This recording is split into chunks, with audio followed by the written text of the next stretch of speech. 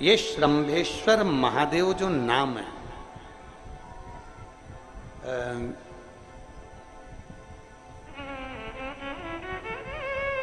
भगवान शंकर ने सारे 33 कोटि देवताओं को अपने अंदर समाहित कर कर ये रूप रखा था श्रम्भ पक्षी।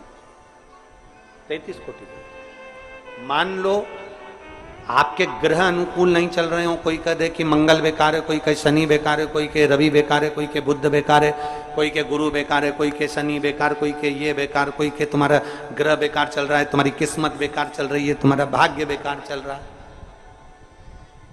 तो पहले तो जो तुमसे कह दे कि तेरा भाग्य बेकार चल रहा है, उसके चरण छू के उसको प्रणाम करके वापिस आ जाओ।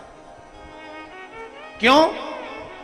जिसने पृथ्वी पर जन्म दिया, जिसने नेत्र दिए, मुख दिया, हाथ दिए, पांव दिए, पूरा शरीर दिया, सारी इंद्रियां दी, रहने को घर दिया, खाने को अन्न दिया, अगर कोई तुमसे कहे कि तेरा भाग्य बेकार चल रहा है, तो पहले तो उसको प्रणाम कर कर वापिस आ जाओ। एक शब्द भी मत सुनो, वापिस आ जाओ।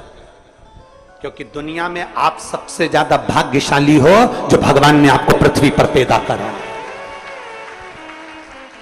कुत्ता बना के पैदा नहीं करा, जानवर बनाकर पैदा नहीं करा, झिंगुर और कीट पतंगा बनाकर पैदा नहीं करा, सड़ते हुए कुत्ते के शरीर में इल्ली पड़ जाती है वो बनाकर पैदा नहीं करा, कीड़ा चूहा बनाकर पैदा नहीं करा। मेरे भगवान ने तुम्हें मनुष्य बनाकर पैदा करा है। जितने पृथ्वी पर मानव पैदा होते हैं ये अपने आप में भाग्यशाली होते हैं, कोई अभागा पैदा नहीं होता। कोई तुमसे कह दे तेरा भाग्य बेकार चल रहा है, तेरी किस्मत बेकार चल रही है, उसके पांव पड़ो, वहां से निकल लो, अपनी पत्रिका लपेटो और वापिस सजाओ जन्म पत्रिका लेकर। भाग्य तुम्हारा बेकार नहीं है, तुम्हारी किस्मत बेकार नहीं है। भाग्य उसका बेकार है जो तुमको कह रहा है कि तुम भाग्यशाली नहीं हो, तुम किस्मत वाले नहीं। भाग्य उसका बेकार है जो पृथ्वी पर जन्म ले लेता है, शंकर जी के मंदिर में 1 लोटा जल चढ़ाना चालू कर देता है, शंकर के मंदिर में झाड़ू पोछा करना प्रारंभ कर देता है, वो कभी भी अभागा नहीं होता, वो भाग्यशाली ही होता है।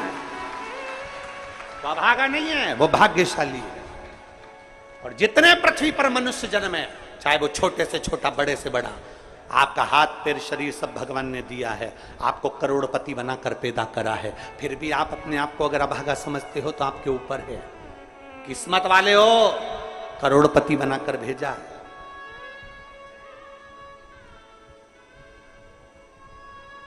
कुत्ता 1000, 10,000, 20,000, 25,000, 50,000 में बिकता है। तुम्हें तो भगवान ने 2-2 किडनी दिए, अभी बेचिए, अब 20-20 लाख में यूं बिक जाएगी। भगवान ने नेत्र दिए 50-50 लाख में, अभी बिक जाए 5 लाख में। एक एक शरीर भगवान ने कीमत वाला बनाकर भेजा है। किसी डॉक्टर के पास बैठना और पूछना कि कौन से अंग की कितनी कीमत होती है, वो डॉक्टर बता देगा कि तुम्हारे शरीर की क्या कीमत है। और उसके बाद भी कहते हो कि हम अभागे। बताने वाला कह देता कि तुम भाग्यहीन हो, तुम भाग्यशाली नहीं हो, तुम किस्मत वाले नहीं हो। वहां से पत्रिका उठा चल दो, कहते मेरे बाबा ने मुझे भाग्यशाली बनाकर भेजा है। और अपने हाथ में वो बल होता है कि आप स्वयं इतनी मेहनत कर कर आगे बढ़ सकते हो कि अपने आप किस्मत वाले बन सकते हो।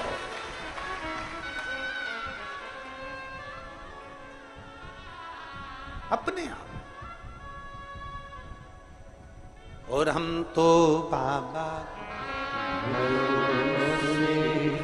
चलते हैं। आप स्वयं भाग्यशाली हैं, आप स्वयं किस्मत वाले हैं। कोई कैसे कहते तुमको कि तुम अभागे हो? ना ना, हमारे बराबर भाग्य नहीं है किसी का।